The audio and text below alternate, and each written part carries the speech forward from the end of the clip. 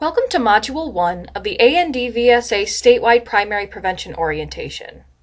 This training contains 7 modules with topics to deepen our understanding of the primary prevention of domestic violence, teen dating violence, and sexual assault.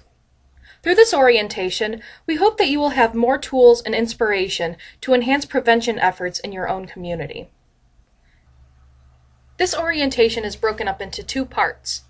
Modules 1 through 3 are focused on the basics of prevention, including a review of the fundamentals and history of domestic, sexual, and teen dating violence, as well as explaining prevention with an emphasis on primary prevention.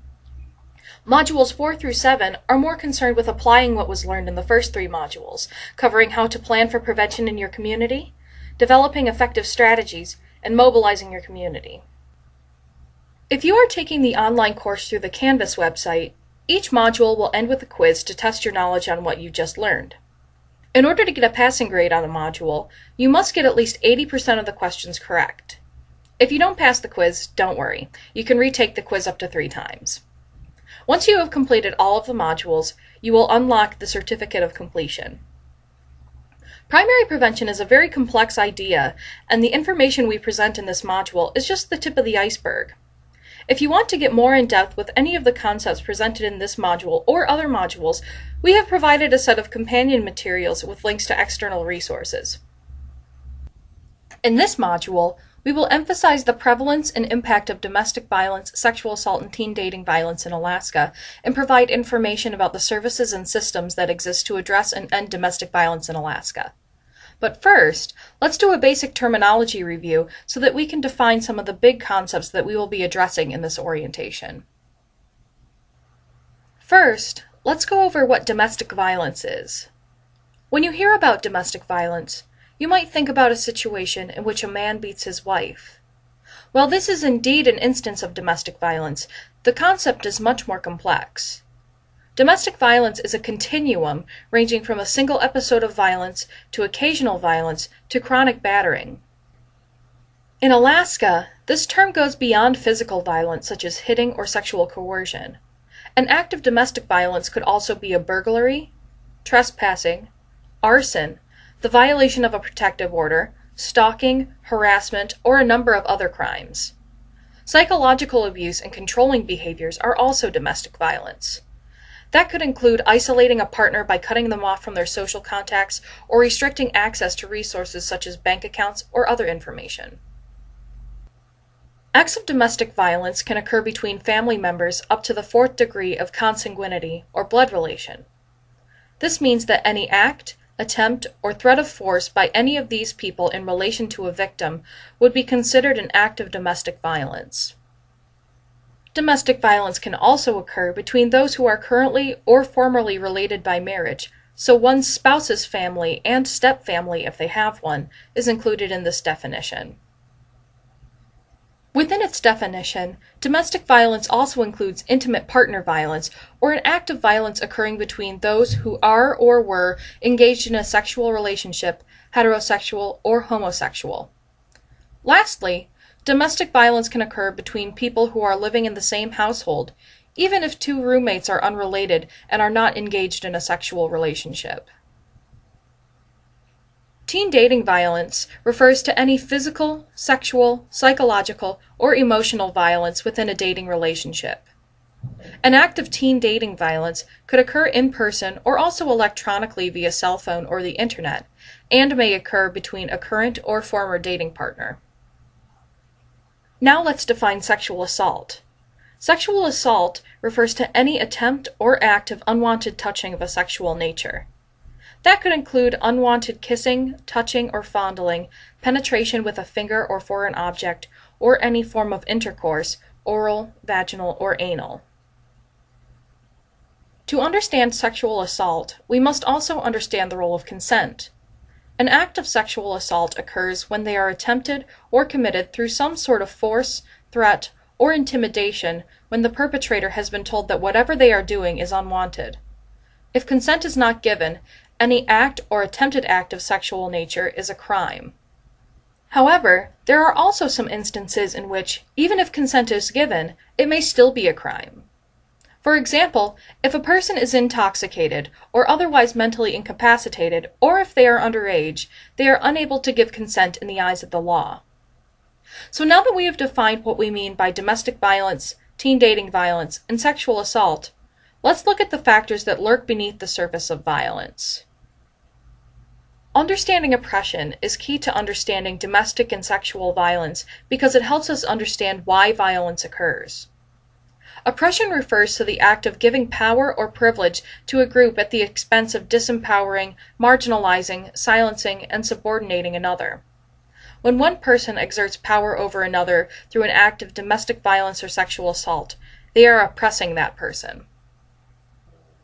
Privileged groups consist of people with some unearned entitlement, access, or status based on membership in some socially constructed category, such as sex, race, class, age, sexual orientation, or ability.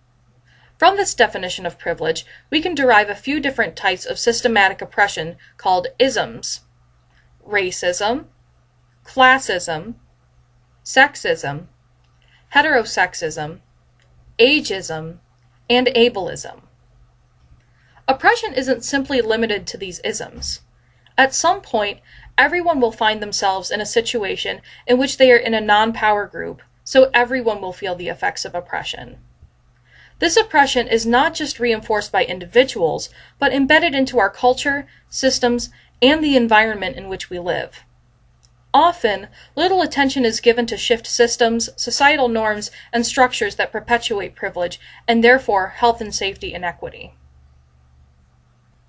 A tool called the Power and Control Wheel helps us to understand the spectrum of abusive behaviors that we see in violent relationships.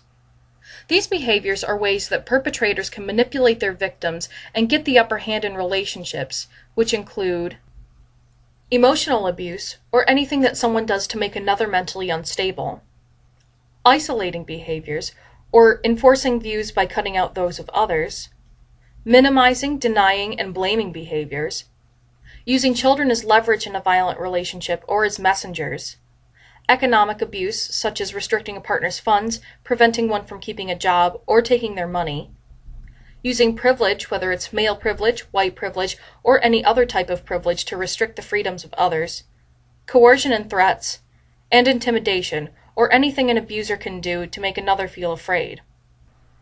If we want to rid the world of violence, we need to keep these abusive behaviors in mind and think of ways that we can address them so that in future generations we see people using positive corresponding behaviors. Now that you know exactly what we mean by domestic violence and sexual assault and teen dating violence and its links to oppression, let's talk about what they look like in Alaska. Unfortunately, the news isn't good. Domestic violence and sexual assault are considered by many to be an epidemic in Alaska. In the past 30 years, Alaska has been among the top states for domestic violence and is #1 in the nation for sexual violence. In 2011 alone, 9.4% of women in Alaska experienced physical sexual violence, while 4.3% of women experienced intimate partner violence. According to the 2010 Alaska Victimization Survey, an estimated 47.6% of women will experience intimate partner violence over the course of their lifetime, while 37.1% would experience sexual violence. The statistics are even more sobering for Alaska Natives. By the time an Alaska Native individual reaches adulthood, 29% of men and 51.4% of women will have been a victim of domestic or sexual violence. Domestic violence and sexual assault occurs in the LGBTQ community as well. According to the 2008 report from the University of Alaska Anchorage Justice Center, 1.5% of all cases of intimate partner violence occur among same-sex couples. While there is a growing body of research regarding DVSA in the LGBTQ community, a lack of information about how domestic violence and sexual assault affects gay, lesbian, bi, and transsexual individuals makes it difficult to receive help that they need to heal. Because of their he said, she said nature, cases of domestic violence and sexual assault have difficulty holding up in the criminal justice system. In 2011, 434 rapes were reported. Of those cases, only 21% resulted in an arrest. Of the 2,977 domestic violence cases that were brought to prosecution, 26.9% did not result in conviction. And this information only reflects what has been reported. Alaska's geography makes it difficult to collect reliable criminal justice data, so we may be dealing with an even larger problem than we realize. So, as you can see, we have a lot of work to do to stop violence in Alaska. So what is it about Alaska that makes individuals, families, and communities at higher risk for domestic violence, sexual assault, and teen dating violence? There are a handful of risk factors that play a role in their prevalence. Risk factors are variables that make a person more likely to either be a perpetrator or a victim of violence. We consider the following to be especially true of Alaska. Alaska's school success rates pose a risk. In 2010, the high school graduation rate among Alaskan students was 67.4%, over 25% fewer than the national average. The National Institute of Justice found that the rate of violence against women is related to unemployment. The rate of violence among male partners unemployed for 2 pay periods or longer was 12.6%, compared to employed male partners at 4.7%. Unemployment tends to rise in the winter in Alaska once seasonal jobs have ended. Alcohol consumption is very high in Alaska. Alaska ranks number 7 in the country for heavy drinking, with 6.2% of the adult population classifying themselves as heavy drinkers. Alaska also had the highest per capita costs related to underage drinking. While there may not be a causal relationship, a strong positive relationship exists between alcohol consumption and criminal behavior, as well as alcohol consumption and violence. Psychosocial health in Alaska is of particular concern as well. Psychosocial health refers to one's mental, social, emotional, and spiritual health. When someone is psychosocially healthy, they think rationally, they feel comfortable with themselves and others, manage their stress well, and generally maintain a positive outlook on life. Here in Alaska, the environment plays a role in decreasing psychosocial health. At higher latitudes, the lack of sunlight can lead to seasonal affective disorder, a variant of major depression. In one study conducted by the University of Alaska Anchorage, 9.2% of Fairbanks residents were found to have the diagnostic criteria for seasonal affective disorder. Psychosocial health is below average in Alaskan boys, but has been found to be especially low among Alaskan Native males. And finally, historical trauma also figures into the prevalence of domestic violence and sexual assault in Alaska. Historical trauma refers to the psychological harm that extends for multiple generations among a group of people. The purchase of Alaska from Russia in the mid-1800s soon led to an influx of miners from the south, bringing with them their culture, religion, and diseases, which was subsequently imposed on the indigenous population. Alaskan Native children were taken away to boarding schools with the goal of assimilation, while the adults were marginalized and discouraged from performing their own cultural practices and traditions. This loss of identity resulted in the development of coping behaviors such as substance abuse, self-destructive behaviors, and interpersonal violence. Now that we understand why domestic violence and sexual assault are so prevalent, let's talk about the systems and services that exist to address cases and issues surrounding DVSA in Alaska. On the statewide level, there are 2 organizations devoted exclusively to domestic violence and sexual assault. The Alaska Network on Domestic Violence and Sexual Assault, otherwise known as ANDVSA or the Network, is a nonprofit organization which serves to link domestic violence and sexual assault programs and organizations across Alaska. The network promotes cooperation and collaboration among its member programs. Incorporated in 1981, the network helped to bring attention to the issues of domestic violence and sexual assault in Alaska in order to bring in funding and to support the creation of new legislation to address DVSA.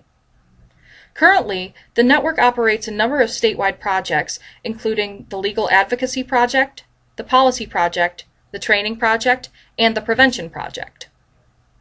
The network works closely with the Council on Domestic Violence and Sexual Assault, which you may also hear called CDVSA or the Council.